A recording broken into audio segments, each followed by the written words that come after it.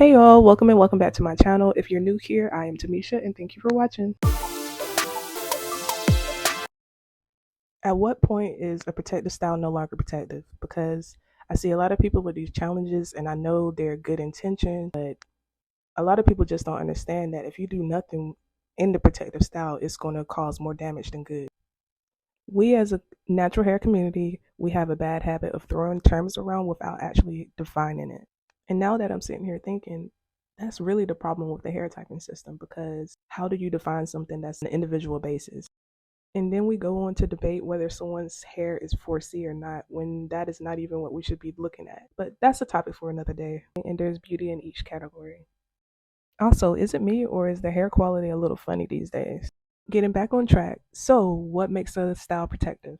If my hair doesn't come out of the style in the same condition it went in, it's not protective. Wearing a long-term protective style is not an excuse to neglect your hair or scalp. If you're not willing to wash your hair or tend to your scalp properly, we could just be honest and say it's for aesthetic. And that's cool too, because we love a nice look. Just know when your hair starts to retreat due to being in a high stress environment and you looking in the mirror all teary eyed, don't say no one said anything to you, because I'm here trying to warn you so you don't make the same mistake I did. Believe me, I know.